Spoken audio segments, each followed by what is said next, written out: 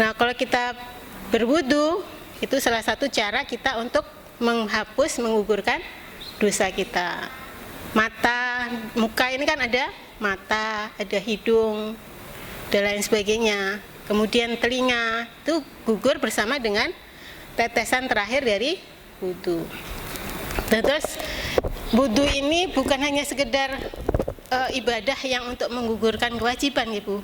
Kalau kita pahami secara filosofis, itu juga untuk menggugurkan dosa-dosa kita. Terus kita dalami ketika wudu itu, ini manfaatnya untuk menggugurkan dosa-dosa yang sudah lewat, kaki dan lain sebagainya. Terus kemudian keutamaan wudu yang selanjutnya adalah meningkatkan derajat. Kenapa? Karena itu tadi, setelah kita membiasakan wudu, batal kemudian wudu, batal wudu, itu kan kondisi kita akan tetap terjaga ya, kesuciannya, sehingga ketika kita melakukan hal-hal maksiat itu ingat dengan wudu kita.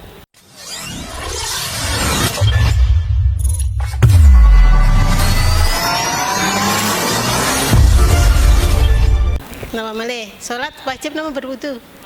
Wajib, karena dia salah satu syarat sahnya sholat. Kalau namanya syarat, itu adalah sesuatu yang harus ada dilakukan sebelum dikerjakannya amal itu. Kalau tidak dilakukan, maka akan tidak sah amal ibadah. Dan waktunya itu biasanya sebelum amal ibadah itu. Seperti misalnya sholat, syarat sahnya adalah berwudu. Kalau orang sholat tidak berwudu, maka tidak sah. Terus pengerjaannya kapan wudunya? Sebelum sholat. Jadi waktunya adalah sebelum dikerjakannya amal itu. Nah, amal ibadah wudu ini melekat terus sampai selesainya sholat. Artinya kan kita wudu itu tadi niatnya adalah supaya suci. Suci itu tadi harus melekat sampai selesainya sholat. Ngaten nggih. Salah satunya adalah sholat. Yang kedua, napa Bu yang harus kita wudu? Tawaf. Nggih Bu nggih, tawaf itu harus dalam keadaan suci, baik dari hadas besar maupun kecil. Makanya kalau misalnya tawaf di tengah putaran 7 kali, di 3,5 batal, maka kita keluar dulu untuk berwudu. Nanti bisa nyari tempat yang agak sepi. Kurang dekat nggih? Nggih, terima kasih masukannya. Jadi harus napa Bu? Harus mengulang lagi sampai selesai, baru masuk lagi ke putaran yang 3,5. Niku jadi ada yang wajib-wajib, terus ada yang sunnah. Kita itu melakukan sesuatu sunnahnya dengan dalam kondisi berwudu. Contohnya napa? Mau tidur, kita disunahkan untuk berwudu. Terus napa malih Bu?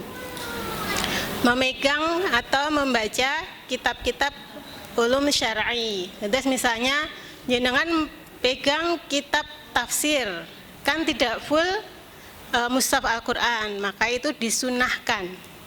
Sedangkan wajib itu adalah ketika kita memegang mushaf nggih Bu nggih. Memegang mushaf, walaupun nanti ada ikhtilaful ulama. Niku.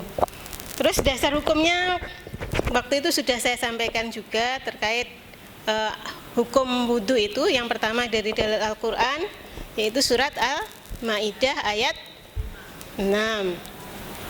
A'udzu billahi minasyaitonir rajim. Bismillahirrahmanirrahim. Ya ayyuhalladzina amanu idza qumtum ilas sholati faghsilu wujuhakum ilal akhir. Nah, di situ diawali dengan ya ayyuhalladzina amanu. Yang patut kita pahami nggih Bu nggih, ketika ada perintah, ada kata ya, itu kan berarti wahai. Wahai itu artinya orang-orang ini disuruh semua, baik itu posisinya dekat, jauh, atau menengah, itu dipanggil semua. Siapa? Ayyuhalladzina amanu, yaitu orang-orang yang beriman.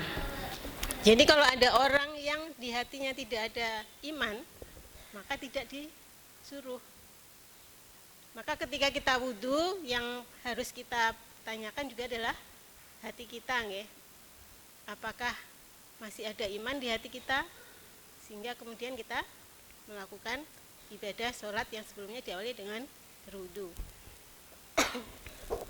Kemudian dalil hadis ya, bahwasanya Allah tidak menerima sholat seseorang di antara kalian jika berhadas sampai berwudu.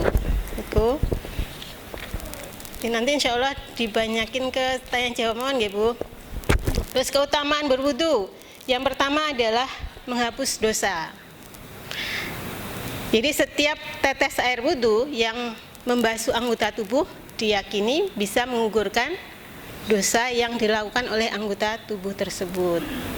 Terus ketika kita membasuh tangan, ya diingat-ingat, ya Allah, hari ini ada apa dengan tangan saya, melakukan dosa apa. Nah itu sambil kita mendalami itu, insya Allah akan bergugur dosa-dosa kita dengan tetesan akhir dari air wudhu kita. Terus kemudian kita berkumur, hari itu misalnya keluar kata yang menyakiti orang ya. Pangapunten, saya lagi agak kurang sehat. Banyak orang yang merasa kata-katanya baik-baik aja, tidak menyakiti orang. Tapi bagi orang tertentu itu adalah sesuatu yang sensitif. Akhirnya merasa tersakiti. Merasa tersakiti itu nanti tanggung jawabnya di akhirat juga.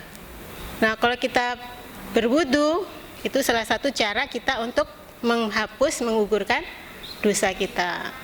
Mata, muka ini kan ada mata, ada hidung, dan lain sebagainya. Kemudian telinga itu gugur bersama dengan tetesan terakhir dari wudu. Terus wudu ini bukan hanya sekedar ibadah yang untuk menggugurkan kewajiban, Ibu. Kalau kita pahami secara filosofis, itu juga untuk menggugurkan dosa-dosa kita. Terus kita dalami ketika wudu itu, ini manfaatnya untuk menggugurkan dosa-dosa yang sudah lewat, kaki dan lain sebagainya. Terus kemudian keutamaan wudu yang selanjutnya adalah meningkatkan derajat. Kenapa? Karena itu tadi, setelah kita membiasakan wudu, batal kemudian wudu, batal wudu, itu kan kondisi kita akan tetap terjaga ya, kesuciannya, sehingga ketika kita melakukan hal-hal maksiat itu ingat dengan wudu kita.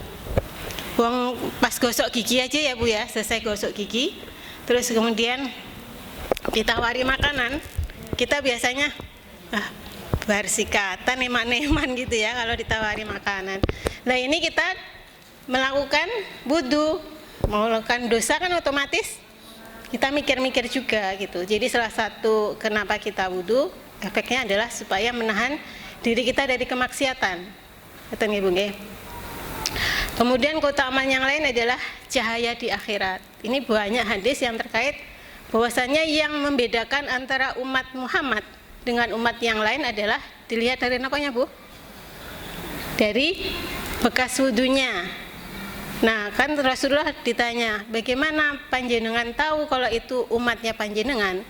Ya mudah saja, kalau misalnya ada kuda berwarna hitam, terus kemudian ada bercak-bercak putih, bagaimana mungkin aku tidak tahu? Jadi ketika kita memperpanjang gitu nggih, anggota tubuh kita dengan wudu, itu juga akan memperpanjang cahaya kita nanti di akhirat. Terus kan misalnya kaki itu kan cuma sampai di mata kaki. Mata kaki itu kan bahasa Jawanya apa? Polok nggih Bu nggih, yang ada buletan gitu loh. Nah, kalau kita naikkan dikit sampai ke betis misalnya, itu akan memperpanjang cahaya kita di akhirat nanti. Semakin sering, semakin banyak, semakin kita menjaga wudu kita, maka akan semakin bercahaya di akhirat nanti. Dan insya Allah Nabi Muhammad SAW akan mengenali kita. Dan di akhirat nanti kan tidak ada orang yang kita bisa minta bantuan kecuali Rasulullah SAW. Nah, salah satu caranya adalah itu tadi, memperpanjang atau memperbanyak dan menjaga wudu kita supaya cahaya kita itu terang terus gitu. Sama dengan kita membaca surat Al-Kahfi ya Bung ya, dari surat apa? Dari malam Jumat, Kamis malam maghrib sampai ada riwayat yang mengatakan sebelum khotib naik ke mimbar. Jadi mulai dari malam Jumat maghrib itu sampai khotib naik ke mimbar, kita membaca surat Al-Kahfi. Ada riwayat mengatakan ayat 1 sampai 10 atau 10 terakhir dari surat Al-Kahfi itu insya Allah kita akan bercahaya dari Jumat ke Jumat berikutnya, dan juga terjaga dari Dajjal. Kemudian kita lanjut ke rukun berwudu. Kalau syarat tadi menjadi sebab sah atau tidaknya sholat kita, tapi kalau namanya rukun, maka itu menjadi bagian dari amal tersebut. Rukunnya apa mohon Bu? Yang sudah pernah saya sampaikan, ada 4 tadi nggih Bu ya? Dari anggota tubuh ada 4. Kemudian terkait dengan rukun yang pertama adalah niat. Niat itu yang membedakan satu amalan lain dengan amalan yang lainnya. Apakah ini nilainya ibadah ataukah itu nilainya adalah adat atau kebiasaan yang tidak mendapat pahala. Contohnya apa? Mudahnya kita nyapu dengan niat cuma membersihkan sama niat itu beribadah karena Allah, dapat poin yang berbeda. Yang satu niat kita untuk membersihkan rumahnya bersih, tapi kita tidak dapat pahala. Tapi kalau kita niatkan karena beribadah, maka dapat poin Bu? Amal, pahala. Sama dengan ketika kita berwudu ini. Yang pertama berniat. Niatnya bisa jenengan pakai bahasa Arab atau bahasa Indonesia. Yang penting niat itu kan tujuan kita melakukan untuk apa. Nah, niat itu juga bisa kita ucapkan atau dalam hati. Jika kita berwudunya di kamar mandi nggih Bu, kan tidak mungkin kita melafadzkan asma Allah, lafzu jalalah di dalam kamar mandi, maka kita cukup membacanya dalam hati. Kalau kemudian tempat wudunya ada di luar, kita bisa membacanya dengan suara yang keras. Kemudian itu rukun yang pertama, apa Bu? Niat. Yang kedua, membasuh wajah. Itu wajib, harus ada, termasuk rukunnya. Rukun itu ibarat tiang rumah, kalau tiangnya hilang satu, pripun Bu? Roboh. Oke, sama dengan ini.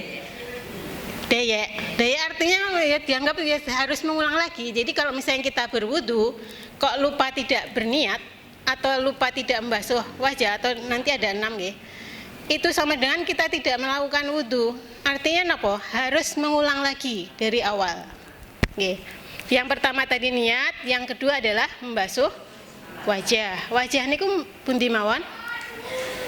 Yang kemarin saya sampaikan mulai dari ya tumbuhnya rambut nggih, sampai ke bawah ke sini dagu. Dagu itu nanti ada perbedaan pendapat, apakah dagu itu sampai sini nggih atau hanya sampai sini. Kalau jenengan meyakini bahwasanya namanya dagu adalah cuma sampai sini nggih, maka ketika sholat harus mukena harus nyampe nutup sini. Tapi jenengan yang menganggap dagu adalah sampai tumbuhnya jenggot bapak-bapak nggih, nanti diperiksa suaminya masing-masing. Itu biasanya nyampe sini Bu. Biasa saya pakai jilbab ini. Nah, ini tumbuhnya jenggot. Ketika jenengan berasumsi seperti itu, nanti sholatnya boleh sampai sini. Nggih. Jadi ada 2 pendapat dan dua-duanya kuat, mboten sah. Itu kok kelihatan kok itu, ya sudah, sama dua-duanya benar dan ada argumen, ada dalilnya. Nggih. Terus wajah tadi kalau dari atas tempat tumbuhnya rambut sampai ke bawah ke dagu. Dagu itu bisa dari sini ada dalilnya atau sampai ke bawah akhir dari tumbuhnya jenggot. Jenggot itu ada yang sampai ke leher Bu, tumbuhnya? Enggak ada, biasanya cuma sampai sini aja. Oke. Nanti kalau suaminya belum tumbuh jenggot disuruh tumbuh ya Bu ya.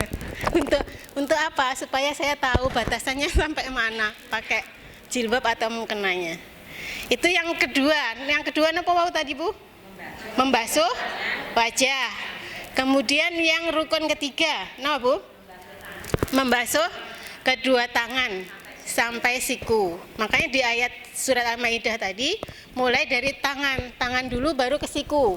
Terus ketika wudu bukan siku dulu ke tangan ya Bu. Jadi dari tangan dulu kita basuhkan sampai ke siku. boleh dari sini dulu atau sebelah sini dulu. Terserah, yang penting terbasuh semuanya. Itu yang ketiga. Yang keempat, yang pertama apa bau? Niat. Yang kedua wajah. Yang ketiga basuh tangan dari tangan sampai ke siku. Terus yang keempat, nah Bu? Mengusap sebagian kepala. Nah, sebagian ini penafsirannya banyak. Sebagian itu apakah setengah beneran? Setengahnya itu dari depan, apa dari samping sini, kanan atau samping sebelah kiri, atau yang tengah-tengah. Tengah-tengah kan masuk tengah Ibu. Ternyata itu ada hikmahnya. Jadi kalau ada orang, naudzubillah, sakit nggih, ada luka di kepala, misalnya Rasulullah harus membasuh kepala dari depan. Coba jangan bayangkan kalau ada orang sakit di situ, kan harus dibasahi juga. Nah, hikmahnya adalah pokoknya membasuh sebagian dari kepala, bukan rambut nih Bu, kepala. Jadi caranya adalah kita mengambil air, kemudian kita sampai ke kulit kepala, kita kerasa gitu. Ada juga yang cuma yang penting kena dikit, nah itu juga ada dalilnya. Atau setengah, boleh ke belakang begini, dibalikkan, atau hanya langsung ke belakang. Dan mengusap ya Bu, bukan menumpahkan. Mengusap itu artinya apa? Kita ambil air, kita buang dulu, kemudian kita masukkan ke kulit kepala. Kemudian yang kelima, membasuh kedua kaki hingga ke mata kaki. Oke, insya Allah dipahami nih. Terus yang terakhir adalah tertib atau berurutan. Jadi tidak boleh misalnya wudu dari kaki dulu, atau kemudian tangan dulu, atau kepala dulu, harus berurutan. Coba Ibu, rukunnya apa yang pertama? Niat. Yang kedua buka. Yang ketiga, yang keempat yang keempat nah Bu? Yang kelima kaki. Yang keenam berurutan. Kenapa berurutan itu menjadi sesuatu yang rukun? Rukun itu kan kalau misalnya tidak ada harus ngulang lagi. Karena di Al-Quran itu juga disebutkan seperti itu. Dari ya berurutan, tidak boleh celong-celing ya Bu. Jadi rukunnya itu ada 6. Insya Allah dipun pahami ya Bu. Lanjut ke sunah-sunah wudu. Kalau tadi rukun, yang sekarang rukun itu artinya wajib dilakukan. Sekarang sunnah. Sunnah itu untuk menyempurnakan ibadah kita. Yang pertama apa kira-kira? Basuh tangan. Tangan itu pun tidak Bu? Telapak tangan. Telapak tangan itu ada apa saja di tangan? Ada jari, sela-sela jari. Terus di antara sendi-sendi ini kan ini juga harus dibasuh sampai kena air. Tidak boleh ada yang tertinggal. Itu ada satu hadis ya Bu, bahwasanya ketika kita wudu itu benar-benar harus terbasuh semua. Bahkan ada saya baca itu di fikih itu jangan sampai tertinggal walaupun hanya satu jarum itu Bu. Satu jarum itu. Tidak boleh tertinggal. Kalau misalnya ada yang tertinggal harus diulang lagi. Itu menunjukkan yang pertama. Sunnah lain adalah membaca basmalah. Jadi membaca basmalah itu menjadi sunnah. Tetapi kalau kita tidak membaca basmalah, ya tidak berpahala. Ketika kita membaca basmalah itu kan menghadirkan kita melakukan ini adalah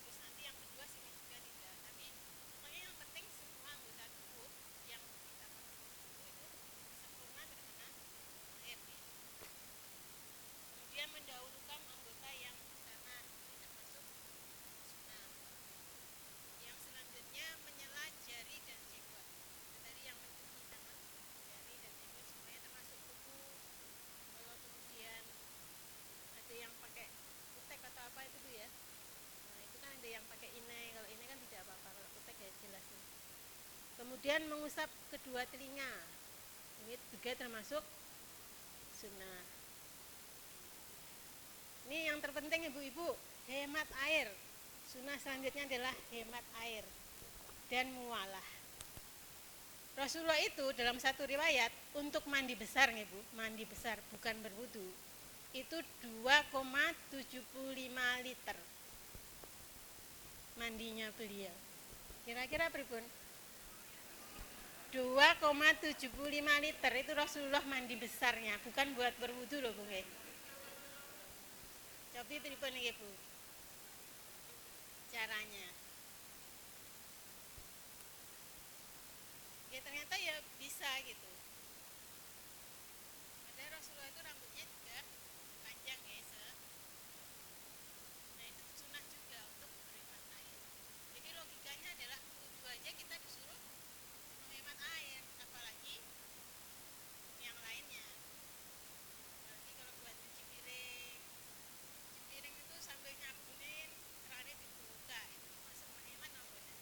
Wudu aja suruh berhemat, apalagi cuci piring. Jadi kalau cuci piring ya dimatikan dulu kerannya, nyabunin, selesai baru kita buka keran. Kemudian sunnah yang lain adalah mualah. Mualah itu terus menerus. Jadi setelah membasuh muka, langsung membasuh apa Bu? Setelah muka apa? Tangan apa kaki? Apa kepala? Apa Bu? Tangan. Jadi mualah itu dari satu anggota tubuh ke anggota tubuh itu terus gitu. Tidak ditunggu dulu misalnya berwudu kena muka, terus kemudian dipanggil suaminya sebentar, kemudian ngapain dulu, terus itu balik lagi. Itu nggak boleh ya Bu ya. Dan batasan akhirnya adalah sampai air wudunya itu mengering. Itu batas akhirnya. Mengeringnya kan tidak-tidak.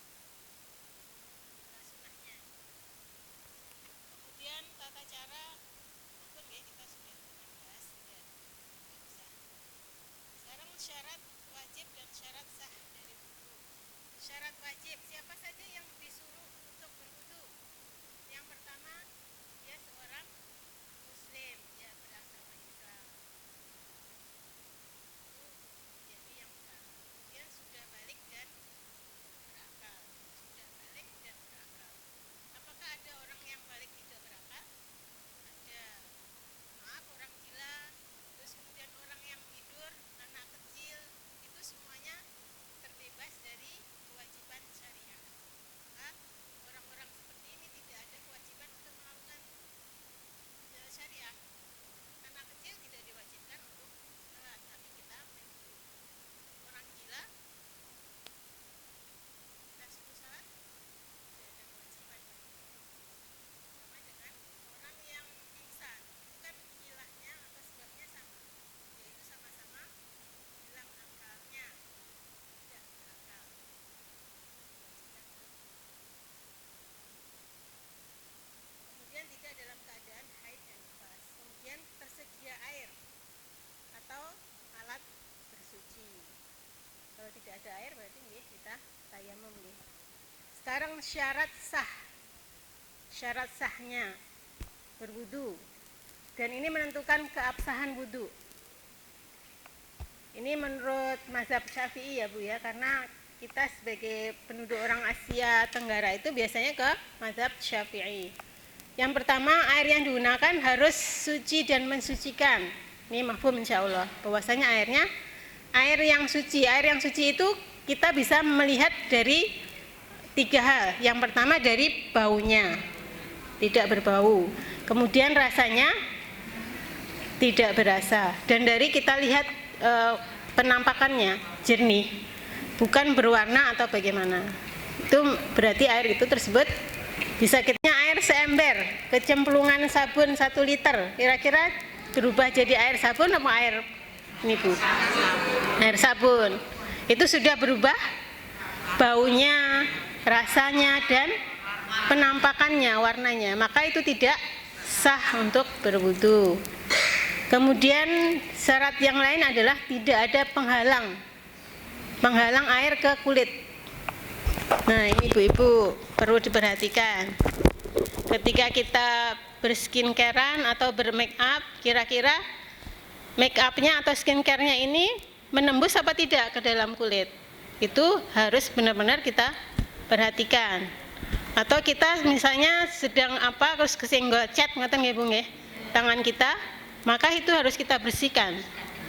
Kalau tidak menjadi tidak sah, maka wudunya harus diulang. Kalau wudunya tidak sah berarti otomatis sholatnya juga tidak sah. Maka ini harus betul-betul kita harus berhati-hati.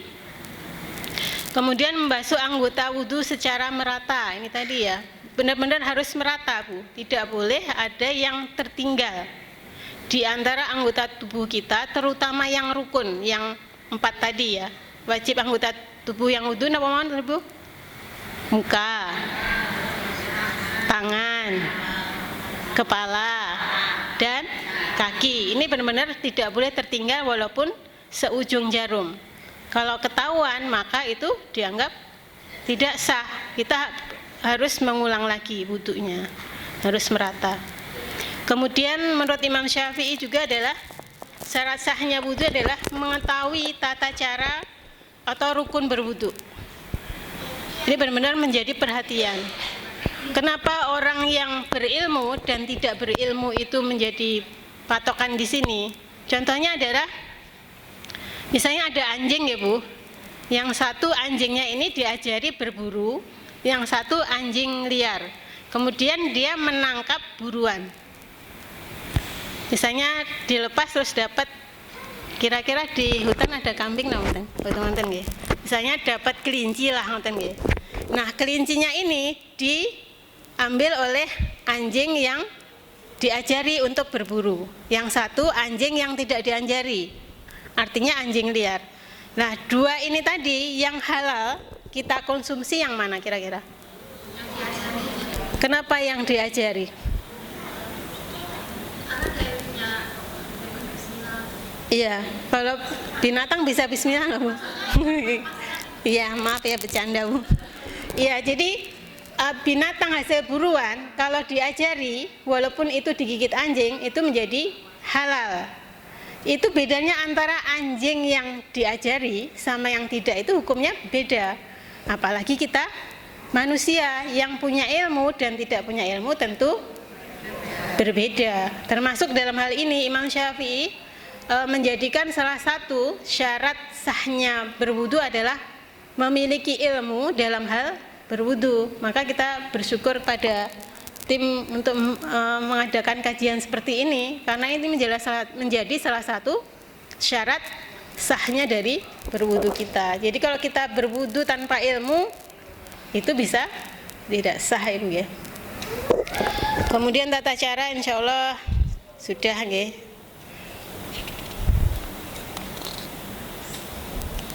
Kemudian hal-hal yang disepakati membatalkan wudu. Keluarnya sesuatu dari dubur, baik itu napa mohon Bu? Buang air kecil, BAB, terus napa malih kentut itu tadi ya. Terus kalau yang ibu-ibu tambah yang haid, nifas. Kalau ibu-ibu itu kan banyak yang keluar, mulai dari haid, nifas, kemudian mani, wadi, kemudian madi. Ya, ada mani. Jadi ada zaman Rasulullah itu ada ibu-ibu itu yang bertanya. Dan ibu-ibu itu juga mengeluarkan mani juga katanya. Dan itu ada riwayatnya, berarti ibu-ibu bisa mengeluarkan mani walaupun ya secara kesehatan bukan mani yang ada sperma yang itu ya Bu ya, beda lagi. Kemudian ada wadi. Wadi ini kalau keluar dia sifatnya najis tapi tidak disuruh mandi besar. Terus kalau madi dia sifatnya suci tapi dia tidak disuruh apa? Berwudu karena dia suci. Kemudian yang membatalkan yang kedua adalah hilang akal. Itu tadi nggih. Jadi kalau orang sudah pingsan terus kemudian dia mau sholat maka berwudu. Baik itu pingsan, gila, atau kondisi lain yang menghilangkan kesadaran, termasuk orang yang dianestesi ini. Kemudian tidur nyenyak. Poinnya adalah tidur nyenyak itu seperti apa, ngoten nggih? Kondisinya seperti apa? Pripun? Bleksek. Orang bisa bleksek itu pripun, Bu? Tidurnya biasanya pripun? Kondisinya berbaring biasanya orang tidur bleksek itu nggih, Bu. Nggih, Bu. Mau pakai istilah Ibu. Jadi benar-benar biasanya kalau dalam fikih, kalau orang tidur dalam kondisi duduk dan tidak ambruk, itu tidak membatalkan. Tapi kalau tidur terus kemudian sampai ambruk atau dia bersandar, itu sudah membatalkan. Jadi kalau dalam Islam itu benar-benar ya Bu, masalah tidur pun jadi perhatian gitu. Dalam Islam luar biasa. Jadi kalau tidur, istilahnya tidur ayam nggih. Tidur ayam niku pripun? Kayak ayam niku lek dikageti melajeng. Tidak ada ayam yang tidurnya pules nggih Bu nggih. Ya sama seperti itu. Maksudnya tidurnya itu ya dia masih sadar gitu. Kalau ada orang ngobrol itu masih kedengeran seruing-seruing. Nah, itu tidak membatalkan.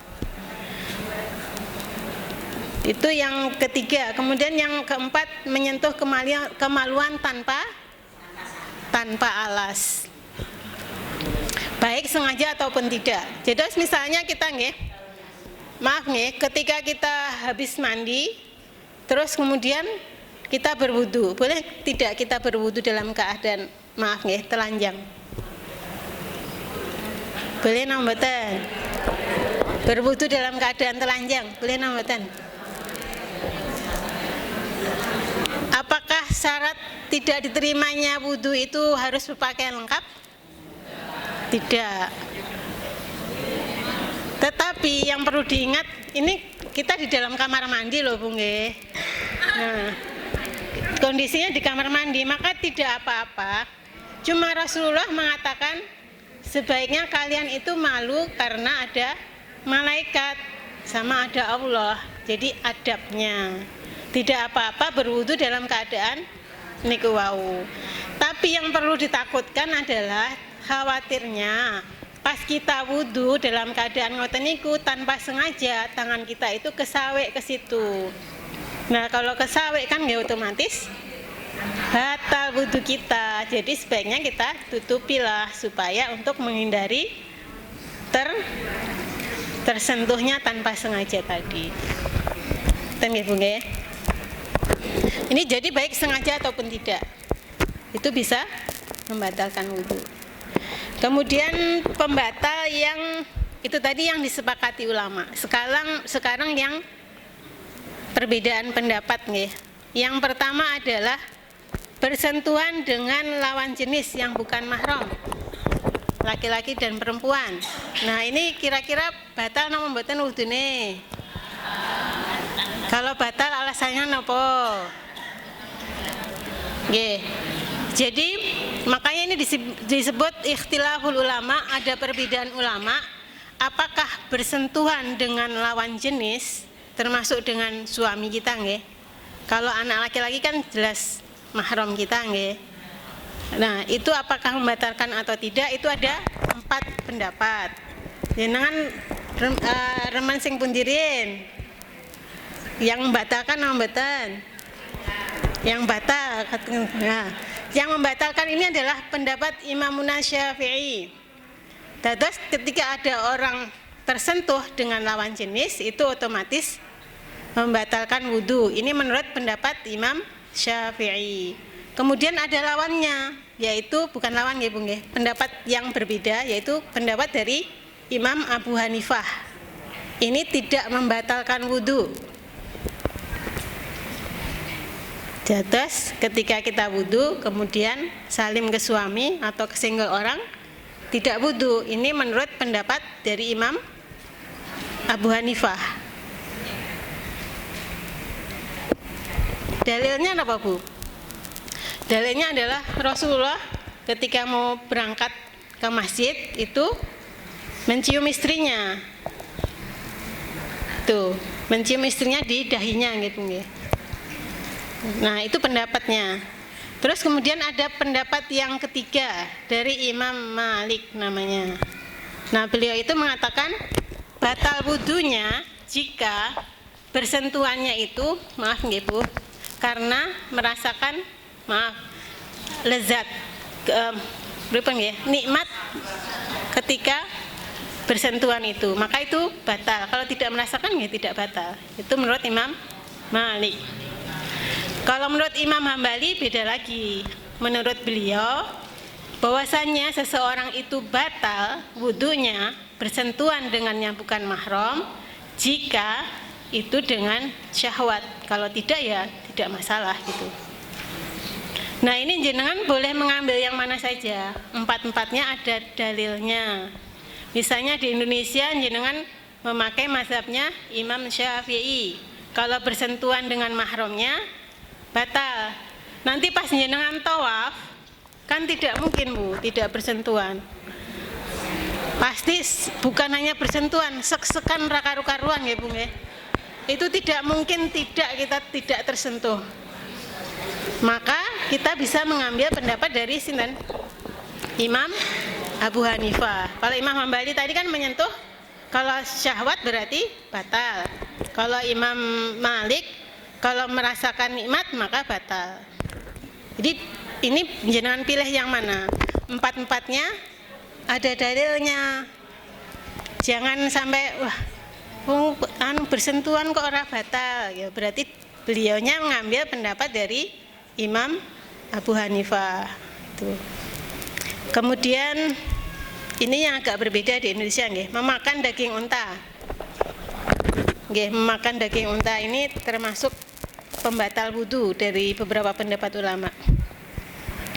Kemudian selanjutnya adalah menyentuh mushaf Al-Qur'an. Menyentuh nggih bukan membaca. Ini juga ada beberapa perbedaan pendapat. Ini terkait dengan kesucian menyentuh mushaf Al-Qur'an. Terus ada beberapa pendapat juga apakah menyentuh Al-Qur'an. Al-Qur'an itu yang pripun berarti? Al-Qur'an itu adalah mushaf Al-Qur'an yang benar-benar di dalamnya ya cuma ayat-ayat Al-Qur'an, tidak ada terjemahannya sedikit pun. Itu dinamakan mushaf Al-Qur'an. Kalau ada terjemahannya, misalnya di sampingnya ada terjemahan Indonesia, itu bukan mushaf. Maka kita boleh memegangnya. Berarti jenengan nanti mengambil yang sunnahnya itu tadi, kan sunnahnya memegang ulum syar'i termasuk yang tafsir tadi, sunnahnya adalah dalam keadaan suci dari hadas besar dan kecil, jadi dalam keadaan berwudu. Niku nggih Bu nggih. Kemudian terkait dengan mengusap perban. Ada kasus misalnya ada orang sakit, kemudian tangannya atau kakinya atau bagian anggota yang rukun tadi diperban. Maka itu gimana caranya? Ini dalam surat Al-Hajj ayat 78 ya. Maka kita bisa mengusap di atas perban tersebut. Kemudian mandi janabah. Tasih kemutan nggih Bu nggih. Kenapa sih kita harus mandi janabah? Itu tidak hanya ketika kita masih muda-muda, masih haid, masih nifas, atau masih ada suaminya saja, tetapi itu menjadi sunnah ketika jenengan mangke misalnya umroh, haji, masuk ke Raudhah, kemudian masuk ke Mekah. Itu salah satu sunnahnya dalam keadaan sudah mandi besar. Jadi bukan hanya terkait anak-anak yang muda yang masih haid, nifas dan lain sebagainya Bu, tapi terkait dengan, maka kita harus memahami mandi janabah itu karena terkait itu tadi. Sebab-sebab kenapa kita mandi janabah? Karena keluar mani, itu pendapat yang pertama. Keluar mani itu kan bisa beberapa hal. Karena maaf ya berhubungan suami istri, atau ada orang yang sakit dan keluar terus gitu. Jadi ada kasus, ada seorang sahabat itu mendatangi Rasulullah. Kemudian dia mengadu, ya Rasulullah, saya ini terkena penyakit yang sering keluar gitu. Maka Rasulullah termasuk itu tadi, termasuk memaafkan. Ini berarti karena penyakit maka tidak diwajibkan. kemudian setelah dengan suami istri, kemudian setelah haid, nifas, kemudian melahirkan. Nah, yang melahirkan ini Bu, kira-kira ini juga ada beberapa pendapat nggih Bu nggih. Orang itu yang disebut wajib sholat nggih, ketika orang itu masih kontraksi, terus kemudian keluar apa Bu? Air ketuban. Itu kira-kira masih suci atau sudah masuk ke nifas? Jadi ada dua pendapat Bu. Kalau orang yang disebut nifas itu adalah orang yang sudah kosong perutnya. Jadi sudah lahiran, sudah keluar darah, itu sudah masuk nifas. Tapi kalau masih kontraksi, itu belum masuk nifas. Jadi ketika misalnya yang pendapat pertama nggih, ketika ada orang mau melahirkan kontraksi, misalnya waktu maghrib dia kontraksi, kemudian isya masih kontraksi, itu kan biasanya agak, kalau udah bukaan 8, 9 itu udah nggak bisa sholat nih Bu. Maka ketika sudah nanti selesai nifas, yang maghrib dan isya ini harus diqadha, karena kondisinya belum nifas, masih persiapan melahirkan. Itu yang pendapat yang kedua. Pendapat yang pertama. Pendapat yang kedua, yang dimaksud nifas adalah ya proses melahirkan itu sendiri. Proses melahirkan. Jadi mulai dari selamat-selamat, terus kemudian itu kan proses melahirkan. Yang sudah keluar air ketuban, sampai kemudian nanti pendapat yang pertama 40 hari sampai 60 hari Imam Abu Hanifah, maka itu termasuk nifas. Jadi jenengan boleh ambil salah satu, ada dalilnya duanya. Kemudian yang wajib lagi adalah orang yang meninggal dunia, ini harus mandi janabah nggih. Mungkin niku mawon nggih Bu, saya coba rangkum yang sudah saya sampaikan, masih 9 menit bisa untuk tanya jawab nggih. Mungkin langsung nama pripun? Oh nggih. Monggo. Monggo Bu. Ibu yang mau bertanya.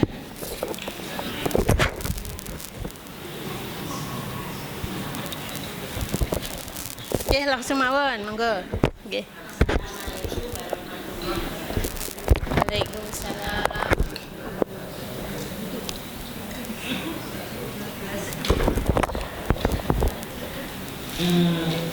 Begitu sangat menarik dan kita harus betul-betul memperbaiki dan meningkatkan. Hasil yang akan datang kalau dipraktekkan itu lebih kita lebih misalnya tentang wudhu. Selanjutnya ingin bertanya tentang kalau kita bepergian, kita pernah mesti mampir masjid ya, dan masjid itu masalah tentang air. Pernah saya terjadi airnya itu keruh ya. Akhirnya saya dan rombongan karena membawa air mineral, jadi kita lakukan memakai air mineral karena sudah tidak layak. Itu bagaimana hukumnya? Yang kedua, kalau kamar mandinya orang kuno, rumahnya orang kuno, biasanya tempat duduk itu jadi satu dengan kamar mandi. Kemudian ada yang berpendapat itu nggak sah karena itu tempat untuk buangan air. Itu bagaimana solusinya supaya kita punya bisa sempurna? Terima kasih. Satu-satu nggih. Nggih satu-satu namen nggih. Nggih, matur suwun. Pertanyaannya yang pertama minta dipraktekkan. Yang sebelumnya pernah saya praktekkan tapi dalam bentuk gerakan-gerakan nggih. Nanti kalau kita langsung berwudu mungkin perlu beberapa orang untuk mencontohkan gitu. Terus kemudian yang kedua terkait air yang keruh ya Bu ya. Air yang keruh itu tadi pokoknya dimanapun berada kita itu harus melihat sifat air itu harus ada 3 tadi nggih. Melihat dari warnanya, baunya dan rasanya. Kalau 3 ini terpenuhi berarti dia sudah mutlak bisa kita pakai untuk bersuci. Jadi keruhnya ini seperti apa? Kalau tadi yang tidak boleh kita lakukan adalah kita nyebut oh kuwi banyu sabun. Atau air yang kecemplungan sabun kan beda nih Bu. Air yang kemasukan sabun sama air sabun kan beda. Kalau air sabun itu kan berarti secara bau dia baunya wangi sabun. Kemudian warnanya juga biasanya putih. Kemudian dari rasanya juga rasa sabun. Tapi kalau air kecemplungan sabun itu kan dia masih bening, baunya juga bukan bau sabun, kemudian rasanya masih rasa tawar. Maka itu boleh kita pakai untuk berwudu. Nah, kalau air yang keruh itu tadi kita lihat dulu. Apakah air ini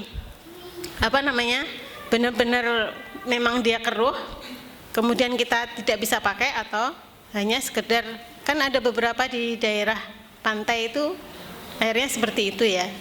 Maka itu tidak apa-apa. Jadi antara kotor dengan najis itu beda ya Bu ya. Kalau misalnya nggih, jenengan berjalan di sawah, kemudian bajunya kotor, itu kotor napa najis?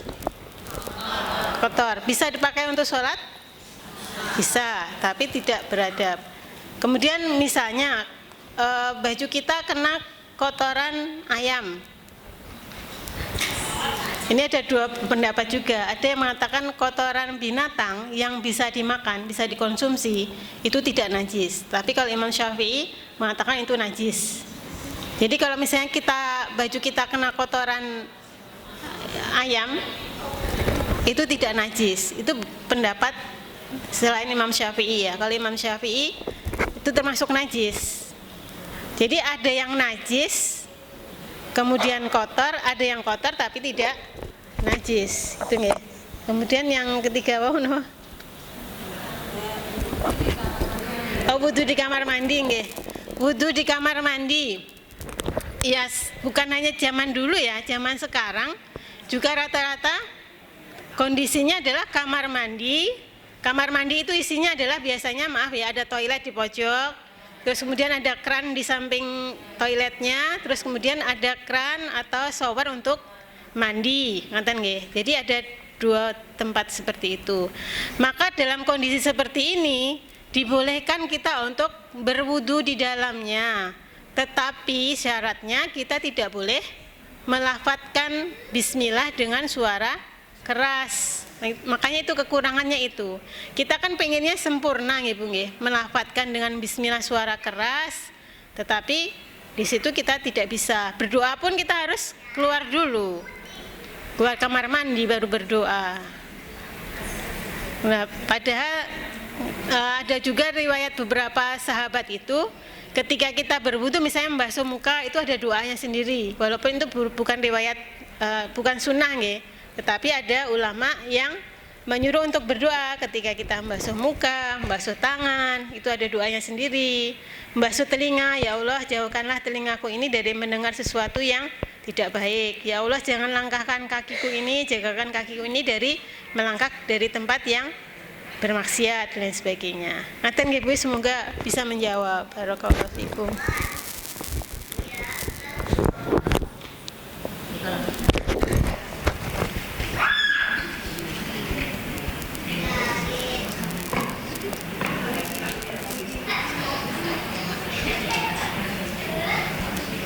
Assalamualaikum warahmatullahi wabarakatuh. Waalaikumsalam. Izin bertanya di sana, mungkin hampir sama dengan pertanyaan Ibu yang tadi. Kalau kita berwudu di masjid, kan tidak semua masjid tertutup ya. Memang ada dan yang tertutup cuma toiletnya. Terus kita memakai outfit yang jelas tidak mungkin untuk lengan. Juga kalau untuk orang kan kita terbatas kalau lengannya terbuka. Dan kita kalau memakai hijab paling-paling cuma bisa naik sedikit. Bagaimana berwudunya? Insya Allah kok kemungkinan tidak sempurna. Apakah seperti itu tadi bisa masuk di kamar mandi ataupun bagaimana solusi untuk hal tersebut? Kan kecuali masjid yang berwudunya terbuka. Hanya itu yang. Assalamualaikum warahmatullahi wabarakatuh. Waalaikumsalam warahmatullahi wabarakatuh. Terima kasih Mbak Aisyah dari Jalan Anoman. Apakah jenengan sering menemukan tempat wudhu yang dalam kondisi terbuka, kemudian kita tidak bisa leluasa ya untuk kemudian berwudhu? Ya, yang pernah saya temukan itu ketika ini Bu, pas di Mina ya, itu agak kesulitan. Nah, itu caranya gimana? Kita itu kan, maaf ya, manusia berakal yang Allah sudah titipkan akal untuk kita untuk menemukan solusi. Kira-kira gimana supaya wudhu kita itu bisa sempurna, tapi kita bisa ngakalin. Nah, kalau saya biasanya, kalau misalnya dengan suami pinjam sarung, jadi saya masuk ke sarung. Kalau misalnya tidak mungkin, misalnya 2 orang, kita nyari kain untuk nutupi. Jadi yang satunya nungguin, yang satunya berwudu. Kalaupun tidak mungkin juga, misalnya sendiri, di situ tidak ada siapa-siapa, maka kita menggunakan yang itu tadi. Jadi tidak perlu air ngocor nih Bu. Cukup misalnya, maaf, ambil air misalnya muka. Nah, kita kondisinya jilbab ditaruh sana, kemudian kita usapkan semuanya. Kan yang rukun cuma 4 itu tadi, sama 2 yaitu niat dan berurutan. Yang penting 4 ini kena semua. Mulai dari kepala kan mudah ya, kita pakai lagi jilbabnya, kemudian dimasukkan. Terus kemudian kalau tangan kita gulung dulu, masuk dalam airnya kita masukkan. Ini kan tidak kelihatan. Yang sebelah kiri juga kita ambil air, tangan kita masukkan, itu insya Allah bisa. Termasuk kaki. Kaki gimana caranya supaya tidak kelihatan? Kira-kira gimana Bu? Ya, bisa diusap. Dalam kondisi misalnya kita duduk, kita kan biasanya pakai panjang atau ya, kita bisa duduk dan tidak dilihat orang. Insya Allah. Kira-kira ada kesulitan apa pembuatan biasanya Bu? Kalau kondisi terbuka? Iya, resikonya memang basah ya, banyak yang basah. Tapi saya ingat ya, Rasulullah itu biasanya kalau sesudah berwudu dan mandi janabah itu, Rasulullah itu pernah disodorin handuk untuk mengeringkan ya. Itu beliau tidak menerima handuk itu loh Bu. Jadi ketika berwudu ya sudah, airnya dibiarkan mengalir, karena mengingat yang itu tadi bahwasanya dosa itu mengalir bersama tetesan wudu yang terakhir. Tapi ada satu pendapat lagi, itu boleh dilapi. Kenapa? Karena itu dianggap dosanya yang mengalir tadi, maka dibuang biar dosanya hilang. Jadi jenengan boleh ngambil yang apakah dilap apakah tidak, itu ada dalilnya. Ngaten ya Mbak, insya Allah.